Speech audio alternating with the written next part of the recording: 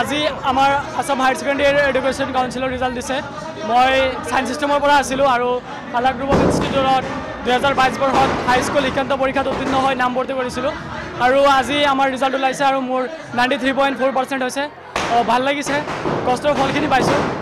শিক্ষাগুৰুসকলে যথেষ্ট চেষ্টা কৰিছে আৰু আমাৰ বৰ্ড অফ মেম্বাৰ্ছ বা আমাৰ প্ৰিন্সিপাল ছাৰ চেয়াৰমেন ছাৰে আমাক যথেষ্টখিনি মটিভেট কৰিছে আৰু পঢ়িবলৈ আগ্ৰহ উৎপ্ৰেৰণা উৎসাহ আদি দিছে আমাক আৰু আমি গোটেই বছৰ চেষ্টা কৰি গৈছোঁ। শিক্ষাগুৰুসকলৰ চেষ্টাত আৰু আমাৰ অকণমান কৰ্মৰ ফলত আজি আমি এই ফলাফলত উত্তীৰ্ণ হৈছোঁ। মা দেউতাককো মই যথেষ্টখিনি ধন্যবাদ দিব বিচাৰিম, কাৰণ তেখেতসকলৰ চেষ্টাৰ কাৰণে মই আজি এই স্থানত আছিলোঁ আৰু এই স্থানত শিক্ষাগুৰুসকলৰ মই যিখিনি পাবলগীয়া গোটেইখিনি পালোঁ আৰু নিশ্চয় এনেকুৱা এটা ভাল ফলাফল লাভ কৰিব পাৰিলোঁ।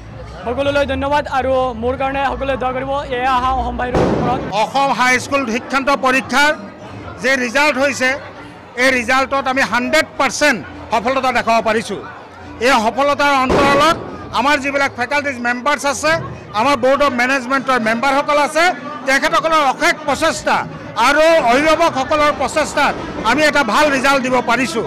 এই ৰিজাল্টৰ ফলত আজি আমি ফালা গ্ৰুপ অফ ইনষ্টিটিউটে উৎফুল্লিত হৈছোঁ, আনন্দিত আমি নাচি আছোঁ, আনন্দত আমাৰ ল'ৰা ছোৱালীয়ে বম ফুটাই আছে।